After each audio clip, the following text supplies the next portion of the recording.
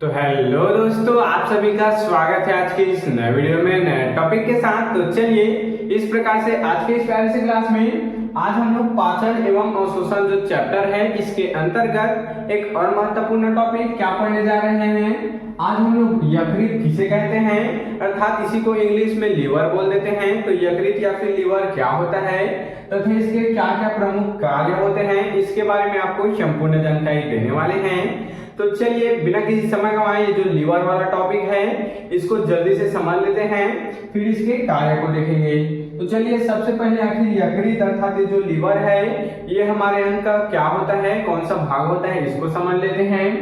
तो यह एक महत्वपूर्ण अंग होता है जो कि शरीर का रासायनिक कारखाना कहलाता है।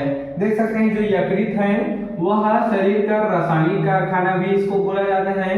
इसको शरीर का रासायनिक कारखाना बोला जाता है क्योंकि जो भी रासायनिक जो पदार्थ का निर्माण होता है, जितने भी अम्ल का निर्माण होता है अधिकतर इसी पर होता है, यकृत पर होता है। इस कारण इसको रासायनिक कारखाना भी कहते हैं। इतना बात क्लियर। आगे पढ़ेंगे यकृत रक्त को संसाधित करके, यकृत रक्त को अर्थात जो खून है उसको संसाधित करके पोषक तत्वों को शरीर के लिए इस्तेमाल करने लायक बनाता है। क्या बोला गया, ध्यान देंगे।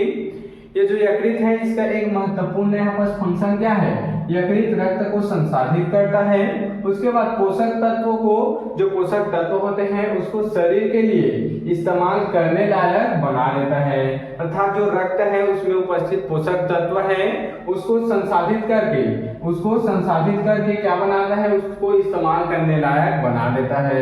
इतना बात क्लियर। आगे बढ़ेंगे। और अतिरिक्त पोषक तत्वों को भंडारित किया जाता है। इसमें अतिरिक्त जो काम के बाद जो बच जाता है जो पोषक तत्व उसको इसके अंदर भंडारित किया जाता है। किसके अंदर, यकृत के अंदर। इतना बात क्लियर। जो कि हमारे शरीर में, एक मिनट यहाँ पर थोड़ा सा इसके डायग्राम बना देते हैं। कुछ इस प्रकार से उपस्थित होता है हमारे शरीर में, कुछ इस प्रकार से होता है। यही क्या कहलाता है, इसी को हम लोग लीवर कह देते हैं। इतना बात क्लियर हुआ। यही क्या कहलाता है, यकृत कहलाता है, जिसको हम लोग पाचन तंत्र वाले टॉपिक में इसको भी हम लोग बना चुके हैं, इसको भी समझ चुके हैं। तो यकृत इस प्रकार से होता है। इतना बात क्लियर। चलिए यकृत के बारे में हम लोग थोड़ा सा जानकारी जान चुके हैं। अब हम लोग यकृत के कुछ मुख्य कार्य है इसके बारे में आपको जानकारी देते हैं। तो सबसे पहला है पित्त का उत्पादन। पित्त क्या होता है, एक प्रकार का रस होता है या फिर एक प्रकार का खट्टा पदार्थ है जो कि भोजन को पचाने में मदद करता है। तो इसको देख लेते हैं। यह पाचन में मदद करने वाला एक हरा तरल पदार्थ है। देख सकते हैं यह पाचन में मदद करने वाला हरा तरल पदार्थ है। इसे ही क्या कहते हैं, पित्त। क्या बोला गया, हरा तरल पदार्थ है, इसे पित्त बनता है। देख सकते हैं इससे ही क्या बनता है, पित्त बनता है, जो वसा को पचाने व अपशिष्ट को बाहर निकालने में मदद करता है। इतना बात क्लियर। साधारण से समझे तो पित्त का उत्पादन अर्थात पित्त एक प्रकार का हरा पदार्थ है, एक प्रकार का पाचन में मदद करने वाला हरा तरल पदार्थ है। कैसे तरल पदार्थ है, हरा तरल पदार्थ है जो कि भोजन को पचाने में क्या करता है, मदद करता है और अपशिष्ट को बाहर निकालने में भी मदद करता है। इतना बात क्लियर। दूसरा देखेंगे विषाक्त पदार्थों का निकालना या फिर निकालना। तो यकृत किस प्रकार से मदद करता है, तो यह रक्त से क्या बोला गया, यह रक्त से विषैले पदार्थ जैसे कि शराब और दवाओं को छानता है।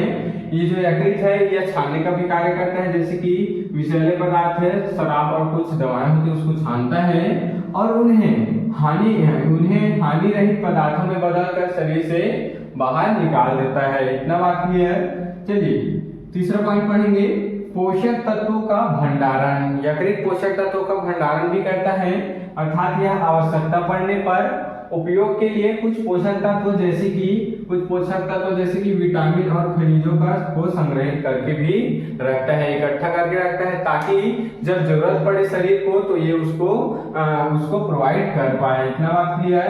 चलिए अगला पॉइंट पढ़ेंगे, प्रोटीन का संश्लेषण।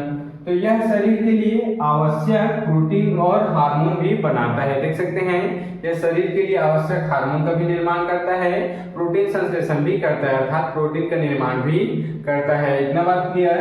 चलिए लास्ट यहाँ पर कार्य देख लेते हैं अन्य कार्य के रूप में। तो यकृत लाल रक्त कोशिकाएं, देख सकते हैं यकृत जो है वह लाल रक्त कोशिकाएं अर्थात आरबीसी आरबीसी को क्या करते हैं, आरबीसी के टूटने रक्त शर्करा के स्तर को नियंत्रित करने और शरीर में कोलेस्ट्रॉल, देख सकते हैं शरीर में कोलेस्ट्रॉल के स्तर को बनाए रखने में भी क्या करते हैं, महत्वपूर्ण भूमिका निभाते हैं। क्या बोला गया, अन्य कार्य में इसमें 3 कार्य बोला गया है।